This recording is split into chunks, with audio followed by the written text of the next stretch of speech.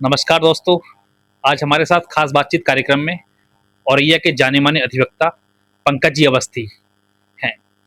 पंकज जी अवस्थी को इस समय औरैया में एक नई ज़िम्मेदारी परशुराम सेवा समिति की ज़िम्मेदारी दी गई है, जिनमें उसे उन्हें जिलाध्यक्ष बनाया गया है। सबसे पहले तो आपको सेवा समिति परशुराम सेवा समिति का जिलाध्यक्ष बनाए जाने पर बहुत-बहुत बधाई और शुभकामनाएँ। बहुत-बहुत धन्यवाद।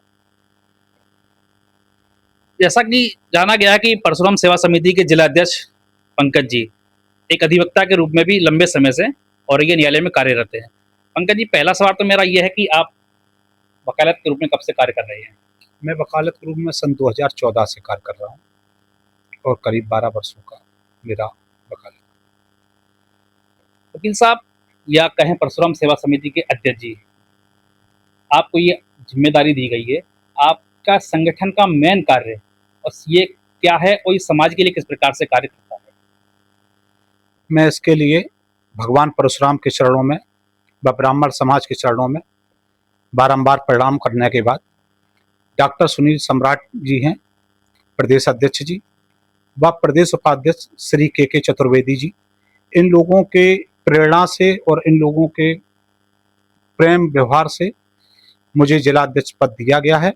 मैं इसके लिए इन दोनों व्यक्ति व अन्य ब्राह्मण समाज के जो संस्था में हमारे परशुराम सेवा समिति में जुड़े हैं, उनका बहुत बहुत धन्यवाद, वंदन, अभिनंदन करता हूँ।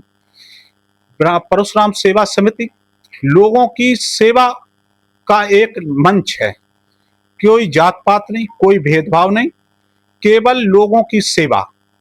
और ये परशुराम सेवा समिति निरंतर आगे चलकर औरैया, इटावा व पूरे कानपुर मंडल में एक दिन एक इतिहास काम करेगी। डॉक्टर सुनील सम्राट जी के व के चतुर्वेदी जी प्रदेश उपाध्यक्ष जी के अनुसरण में एक दिन नया कायम रहेगा। जैसा कि आपने बताया कि प्रदेश उपाध्यक्ष श्री चतुर्वेदी जी ने, आपके अंदर ऐसा क्या उन्होंने देखा कि आपको इतनी बड़ी ज़िम्मेदारी दी गई? ये वो लोग हैं जिनका जीवन संघर्ष में और लोगों को परखने में गया है। मैं इसके पूर्व भी 2 वर्ष पूर्व भी जिलाध्यक्ष था। मेरी व्यक्तिगत समस्याओं के चलते मैंने इस पद को छोड़ा था, जिसके कारण ये पद किसी अन्य व्यक्ति को दिया गया। लेकिन संघ समिति में कार्य की शिथिलता को देखते हुए मुझ पर पुनः भरोसा दिखाया गया और इसके लिए मैं पुनः दोनों भाइयों अपने संरक्षकों को धन्यवाद करते हुए मैं संगठन को एक निश्चित अलग आयाम पर ले जाने के लिए प्रयासबद्ध रहूंगा। थोड़ा हमारे दर्शकों को बताएं कि किस प्रकार से ये आपका संगठन परशुराम सेवा समिति किस प्रकार से समाज के लिए कार्य करता है, थोड़ा संक्षेप में समझाएं। परशुराम सेवा समिति हर हिंदू कार्यक्रम में अपनी एक सहभागिता करता है। जैसे ही अभी हमारे जिला अध्यक्ष बनने के पूर्व ही हमारे श्री प्रदेश अध्यक्ष जी सुनील सम्राट जी व श्री के चतुर्वेदी जी के निर्देशों पर मुझसे कहा गया कि ब्लड की एक विशेष समस्या रहती है। पहला कोई मरीज होता है तो उसे पहले ब्लड के लिए करना पड़ता है और ये बहुत बड़ी समस्या रहती है। तो आदरणीय दोनों लोगों के अनुसार बहुत ही जल्द आप समझिए कानपुर में 100% निःशुल्क रक्त मिलेगा व्यक्ति को और जो व्यक्ति डोनेट करे कैंप लगाया जाएगा, डोनेशन होगा। डोनेशन में जो व्यक्ति डोनेट करेगा उसे एक ट्रक सूट, पालीवाल और डॉक्टर लाभ पैथलैब से उस व्यक्ति की 25% डिस्काउंट जांच में और उस व्यक्ति को किसी भी समय किसी भी जगह ब्लड की जरूरत होगी, आधे घंटे के अंदर उसे ब्लड उपलब्ध कराया जाएगा। परशुराम सेवा समिति लोगों के जीवन में एक बदलाव की प्रथा शुरू करेगी जिससे लोगों में आपसी हित प्रेम हो। वकील साहब, देखा जाता है कि न्यायालय में क्या पैसों के आधार पर न्याय मिलता है लोगों को? नहीं, इसको नहीं कहेंगे। अधिवक्ता बंधु है, न्यायालय अगर 100 लोग हैं तो हो सकता है एक आध कोई गंदा हो। न्यायालय पूर्ण स्वस्थ मस्तिष्क से कार्य करता है। न्यायालय बहुत अच्छे मन से कार्य करता है। कुछ लोग छवि धूमिल करने के वजह से चर्चाएं बना देते हैं, लेकिन नहीं, न्यायालय पूर्णतः स्वतंत्र है और अच्छे मन से कार्य करता है। देखा जाता है कि जब भी थाने या कोतवाली से मुकदमा लिख करके न्यायालय में पहुंचता है, तो क्या कुछ मामलों में राजनीतिक लोगों के दबाव के कारण भी कुछ मुकदमे लिखे जाते हैं जो कि शायद झूठ साबित होते हैं या नहीं होते, ये तो आप ही बताएंगे। मैं हाँ, इस बात से हम आपके सहमत हैं। चूंकि मुकदमा थाने में लिखा जाता है, विवेचना थाने में होती है, तो इसमें राजनीतिक चूंकि सत्ता पक्ष की सरकारें रहती हैं, सत्ता पक्ष का दबाव रहता है, कोतवाल और सीओ और एसपी ट्रांसफर में इन सब का चीजों का प्रभाव रहता है। जैसे वे संभल की ताजी घटना, सीजीएम साहब ने ऑर्डर किया और उनका ट्रांसफर हो गया, कहा जा रहा है ये रूटीन ट्रांसफर था, लेकिन जो आम जनमानस है उसके मस्तिष्क में एक मैसेज गया कि एक सीओ एडिशनल एसपी प्रमोटेड होके गया और उसके खिलाफ आदेश न्यायालय ने किया और उसका स्थानांतरण हुआ। तो ये चीजें कहीं ना कहीं एक आम जनमानस को, जैसे ये रूटीन ट्रांसफर और चीजें की नॉलेज नहीं है, तो एक क्वेश्चन मार्क कहीं ना कहीं मस्तिष्क में पैदा करता है। देखा जाता है कि वकील अपने क्लाइंट को जितवाने के लिए काफ़ी मेहनत करना पड़ती है। अगर ऐसे में आपके पास अगर कोई झूठा मुकदमा लड़वाने के लिए आता है, तो आपको किस प्रकार से जीत दिलाने में कितनी मेहनत करनी पड़ती है? देखिए, मुकदमे न्यायालय में दो तरीके से होते हैं। एक पुलिस द्वारा विवेचना करके चार्जशीट दाखिल करना और एक परवाद दायर करके न्यायालय में गवाह को समक्ष न्यायालय पेश करके उसके आधार पे तलबी करना। सच और झूठ का फैसला माननीय न्यायालय सारे गवाह, सारे तथ्यों को जानने के बाद करता है। हम अधिवक्ता हैं, हम अपने मुवक्किल के प्रति पूर्णता, निष्ठा और ईमानदारी से संघर्ष करते हैं।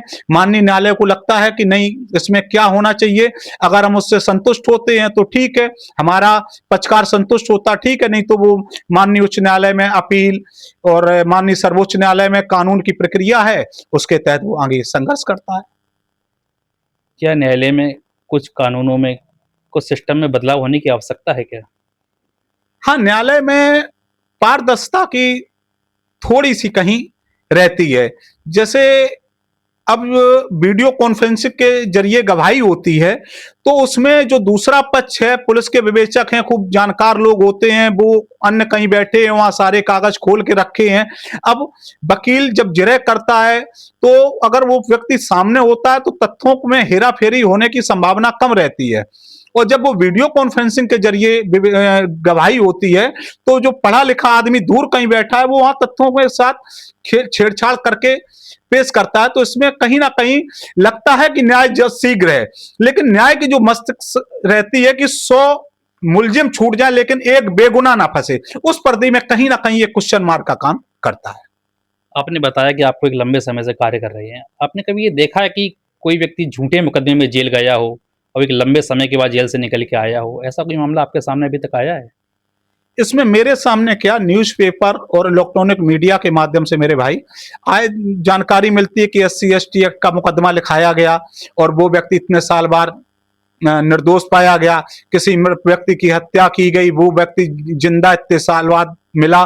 तो ये चीजें तो जब आप बैठते हैं तो 100 काम आते हैं आपके पास, तो या आप ये मान के चलिए कि उसमें 2-4 चीजें तो गलत होते ही हैं। तो वकील साहब, वो लंबे समय तक जेल में रहा जिसका कोई निर्दोष था, कोई दोष नहीं था।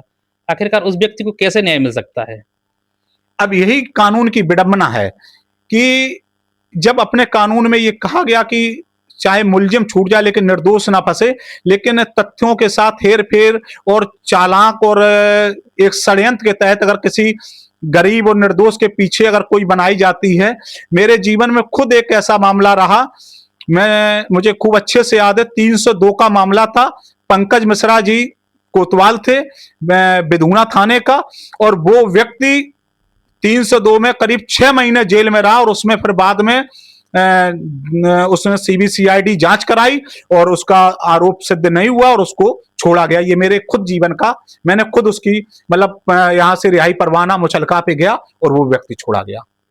अभी हाल ही में आपने कुछ समय पहले की बात है कि आईपीसी से कुछ धाराओं को बीएनएस में बदला गया। कुछ क्या सभी धाराओं को बदला गया? तो इसमें क्या सुधार हुए हैं कुछ मामलों, कुछ धाराओं में? हाँ, इसमें कुछ सुधार हैं, जैसे धारा 377 खत्म कर दी गई और अन्य खत्म कर दिया गया, इनको सीधे जोड़ दिया गया है। इसमें तो अब हम अधिवक्ताओं को भी पढ़ना पड़ रहा है नए सिरे से, और जो हमारे न्यायिक अधिकारीगण हैं उनको भी पढ़ना पड़ रहा है नए तरीके से, क्योंकि पुरानी धाराएं जो हमारी दंड प्रक्रिया संहिता थी तो वो हम लोगों को कंठस्थ याद हो गई थी। अब इसको पढ़ के और हर बार निरंतर और वकालत का जीवन ही निरंतर सीखने का जीवन है। इसमें अपने आप को कभी आप पूर्ण ज्ञानी कह ही नहीं सकते, क्योंकि माननीय उच्च न्यायालय, माननीय सर्वोच्च न्यायालय के जो आदेश आता है वो एक रूलिंग बन जाती है।